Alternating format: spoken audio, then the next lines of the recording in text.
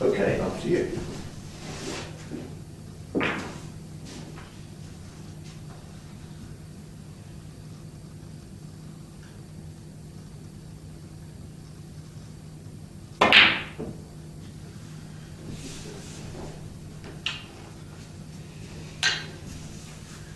Standard question, where did the red go? Right. It was indeed right. Why did you have to think about it though? Stand up much more quickly. Okay, yeah. So we should know immediately, we should watch it so carefully that we know immediately where it went in the pocket. And is the white exactly on the chalk mark here or not? Yeah. Yeah, let's do that.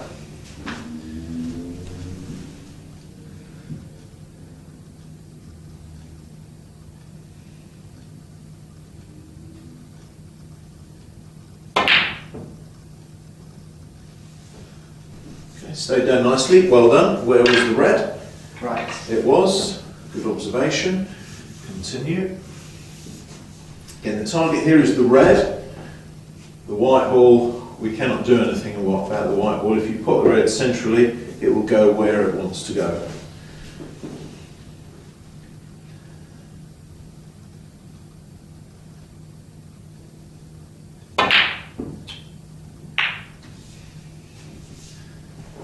Where was the red? Right. It was.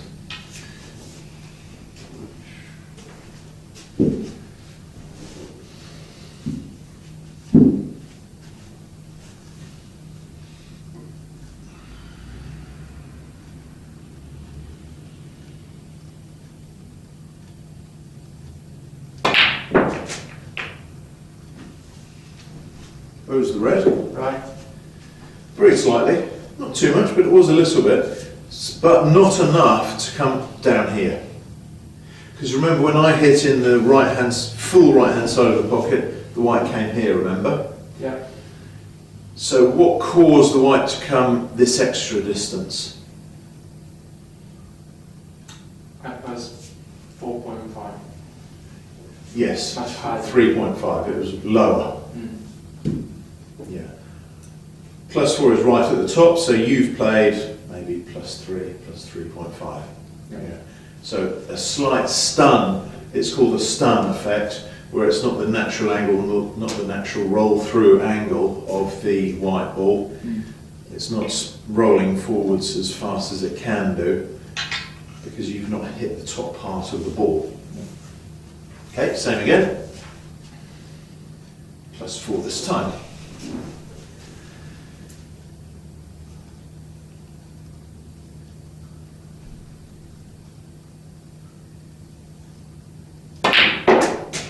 Where's the tip? Just hold the cue still there, please. Well, it's finished at +4, but actually when you delivered the cue, it finished slightly lower, and then you went back. And that's why the white is slow. So you don't get the extra speed by playing harder. With more speed, you get it by going higher on the ball.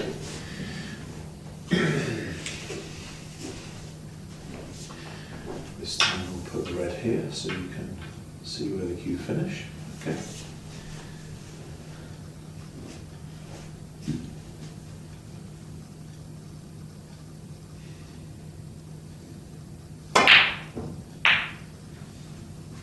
It's better cue ball, much quicker cue ball, so there you did hit +4. Actually, there's one problem for my beach hands. Yeah. Does I need to higher? Yeah. And then, but my stand position, Yeah. if I put it higher, so this hand much higher, Okay, that's a good question. Actually, or stay the same. good question. I'll show you.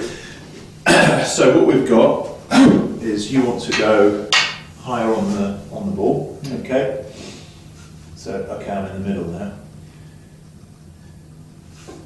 What we actually do is keep this the same. You see that? So to go higher on the ball, look at the butt of the cue. Yeah. It goes lower. To go lower on the cue ball, we lift the butt of the cue. See? It's the opposite movement.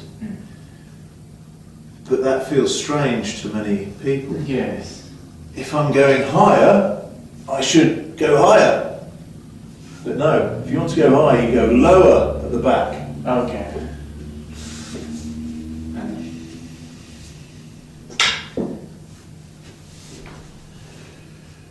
Yeah, well done.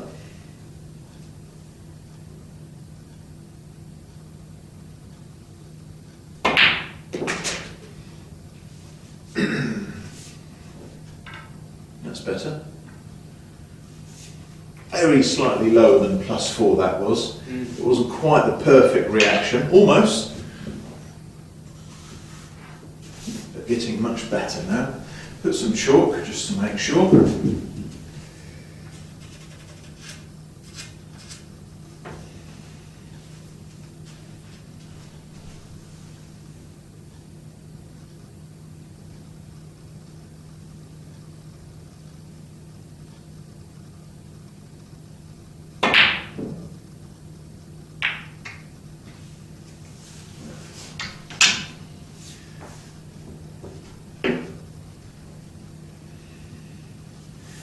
Just make sure it's exactly on the chalk mark, the white ball. Can you make sure?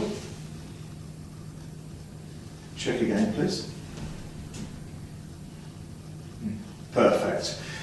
On that subject, a friend of mine who was top 16 professional, he said that he had another professional to practice with him. And on the break-off shot, when the white is here and the red's set up, the professional put the reds at a small angle. Many players do that. So he was there for about 10 minutes, 15 minutes, coaching this other professional how to set the reds up properly. Yes. But he's not the only professional who sets the reds up wrong. I mean, so it is interesting how even the best players in the world sometimes get it imperfect. Anyway, carry on.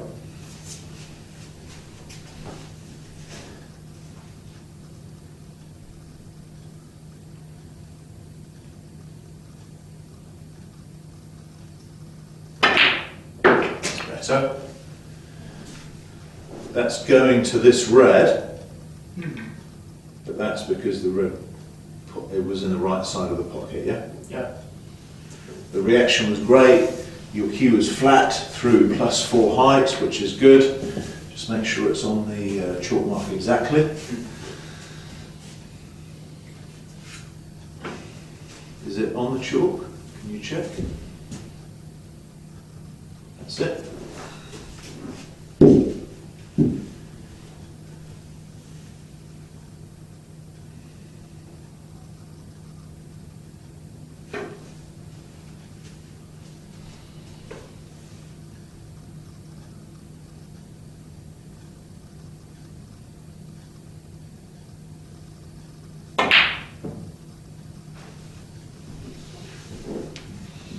Show you the type of backswing that you need to do that. Okay. There's not much speed required, just hitting +4 is the most important thing. Do you know the reason the white didn't reach here? I don't know if you noticed, we had a kick where the white ball jumped when it hit the red. There was some chalk between the balls and contact, I think. So if I play the same speed this time, I'll get the white in the middle of the table.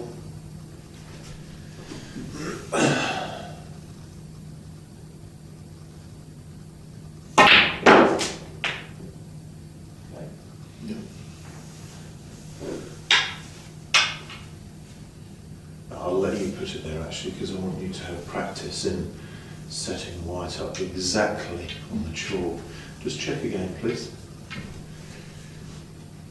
Yeah. Now this is so important because if you put the white 5 millimeters, more or less, well, we could try that. Let me do that. We know that centre ball, from this position, The white came here, didn't it? I'm going to put 1 centimetre more angle. Okay, 10 millimetres more. Now look where the white is. Oh. So it makes a massive difference to your learning. Check again. Again.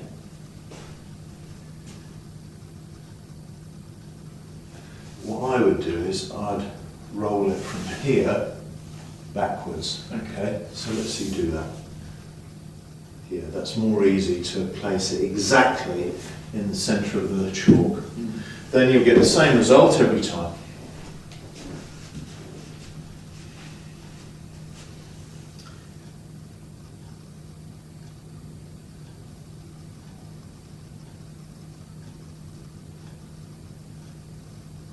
Okay, let's go in here. You're very slightly lower than +4.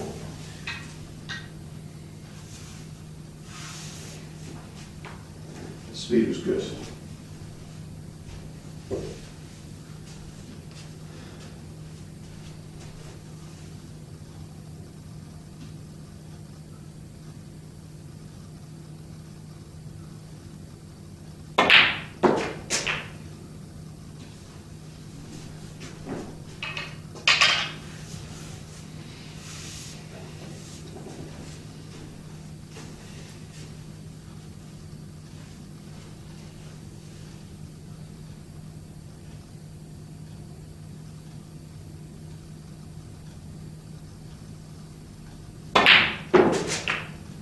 There you go, well done.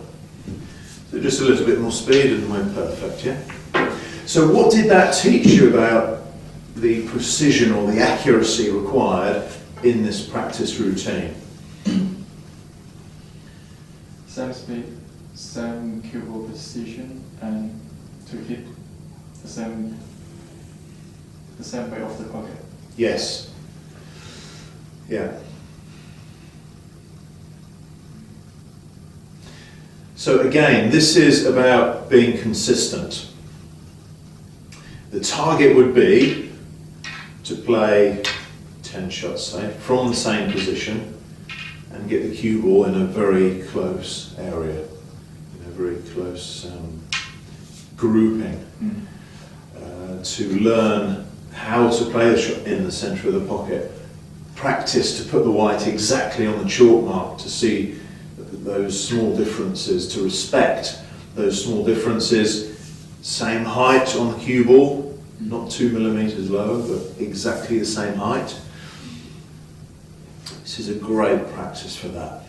Then, once you're better at that, then we can put the cue ball on different angles and learn the variety of natural angles that the different cue ball positions will give. And that will help you to then know the geography of the table. You know what is geography? Yes. Yeah? Yeah. Then you have a chance to be in control of the cue ball. Okay? Well done.